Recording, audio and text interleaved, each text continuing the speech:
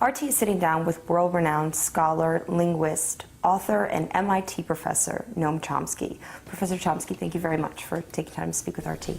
Glad to be with you. The first issue I want to speak with you about is the recent clashes that have taken place on Wall Street between Americans who are turning out to demonstrate and police officers. From what I read, you recently sent a message to support the activists of this group called Occupy Wall Street. You've called them courageous and honorable. Can you talk to me about your take on Occupy Wall Street? Well, Wall Street was just a shorthand for the financial institutions. The banks are bigger and richer than before. Corporate profits are reaching record levels, and for much of, unemployment is about the level of the Great Depression, real unemployment. These people are saying, no, let's blame the culprits and the institutions behind them. So fiscal policies like taxation, rules of corporate governance, deregulation, and so on. It does set in motion a vicious cycle, which is getting worse and worse in New York. So walk down the streets and you can see it. Very serious poverty. On the other hand, phenomenal wealth, right side by side. Very much like a third world country. It's what you see if you go to sub-Saharan Africa. Meanwhile, infrastructure is collapsing, schools are collapsing, and all of that increases the, it keeps the cycle going and, in fact, rising. Well, it's about time for some protest.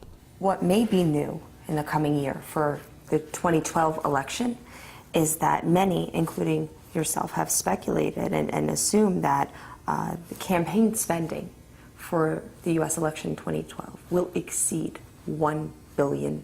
For each candidate. That is a massive amount. It'll probably be much bigger than that.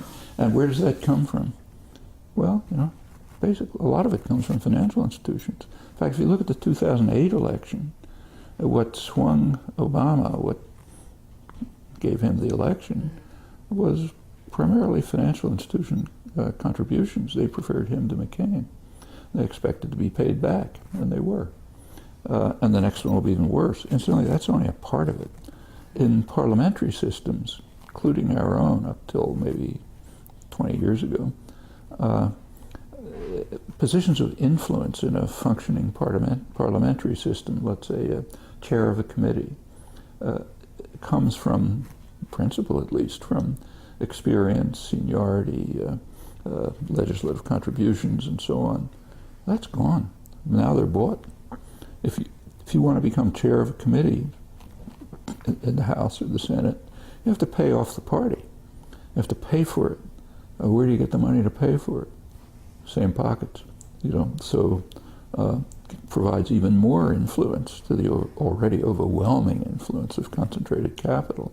So it's harder and harder to distinguish between the elected officials and economic concentration. It never was easy to distinguish, I should say. This is not something novel, but now it's reaching an extreme level. Well, what's left of America's democratic system if this is the process that has been cemented in place? I mean, what is really left if from every angle there's these financial influences? Just take a look at public opinion. They'll tell you about 2/3 of the public thinks that the entire Congress ought to be thrown out. But that doesn't mean that it's going to happen. No, but it means that the system isn't working, and the public knows it. The popularity of favorability rating for Congress is in single digits. President not much higher, and the same runs across all other institutions. It's a very widespread sense that everything is going wrong. That tells you the democratic system is just not functioning. Now, in fact, I don't want to suggest that this is totally new. So you go back a century, and you can still predict throughout all this period pretty well the outcome of elections by campaign funding. But there are degrees, and now it's gotten extreme. The levels to which the U.S. has departed from other capitalist societies are pretty remarkable. You released a book recently called 9/11, Was There an Alternative?, focusing on the U.S. assassination of Osama bin Laden and the continuity, you say, between George W. Bush and Barack Obama. The killing of Osama bin Laden is an interesting case. It was done in such a way as to infuriate the Pakistanis, which is extremely dangerous. It's the most dangerous country in the world. I go into it. But they have a professional army committed to the sovereignty of Pakistan. Pakistanis were already overwhelmingly anti-American. This shoots it through the stratosphere. The army is bitterly angry, not only at the invasion of the country and the murder of someone on their soil, but also that they're being pressured, forced to take part in an American war in Afghanistan. Some of the actually conservative military analysts who wrote about the bin Laden assassination, I quoted some of them, pointed out quite accurately that there's a shift between Bush's policies and Obama's on this. Bush's policy was to kidnap people, whatever you thought about them, take them to Guantanamo or Bagram or some other torture chamber, and try to extract some information out of them. We know what that was like. I don't have to describe it. Obama's policy is just to kill them. They're killing them all over the world. It's targeted assassination campaigns. You don't even kidnap them and torture them, just kill them. And the bin Laden assassination was a case in point. It's hard to remember, but there used to be a system of justice in the West which said that a person is a suspect until he's proven guilty. Up until then, he's a suspect. He's innocent until proven guilty. Well, that's gone. Now you just kill them if you think they're guilty. So he was apprehended, no resistance. He was alone with his wife, no defense, nothing. Highly trained commandos could certainly have apprehended him. They didn't. They were under orders to murder him and then toss his body into the ocean. Acts that are almost designed in such a way as to increase anger and hatred throughout the Muslim world. In fact, among anybody who's got their eyes open. You talk about the Obama administration and how the U.S. actions right now could be infuriating the Muslim world, the Arab world. The Obama administration has supported the Tunisians, has supported the Egyptians, has supported the Libyans in the so-called Arab Spring. The Palestinians have officially submitted an application for UN membership and statehood. The U.S. says that they will cast a veto against it if they have to, because they believe that direct negotiations should take place between Palestine and Israel before there's an independent Palestine. Well, first of all, I have to make a qualification. The United States and its Western allies did not support the Egyptian and Tunisian revolutions. They opposed them. They backed the dictator, and Tunisia was mostly France. It's their colony. Fixed colony in Egypt was the United States and Britain. They supported the dictators until the last minute. And when the army turned against them and it was no longer possible to support them, then they said, okay, democracy is wonderful. And then they moved to try to ensure that the regimes would stay pretty much as they were. And so it's a very old pattern. But putting that aside, it's true that the United States announced that it would cast a veto. For about 35 years, the United States and Israel have been rejecting a political settlement that is supported by virtually the entire world. The Arab League, the Organization of Islamic States, which includes Iran, Hamas supports it.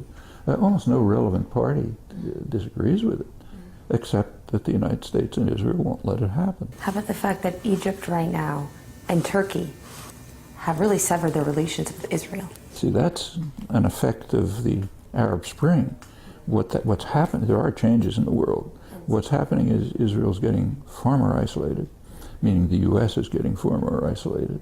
For example, a couple months ago, there was a meeting of the oligarchs, people who pretty much own the economy. They warned the government that they better accept something like this resolution, because they said otherwise Israel will be, as they put it, South Africanized, even more isolated, boycotts, refusal to load ships, and so on, and our economy will collapse. Now, it's interesting that Israel's reacting pretty much the way South Africa did.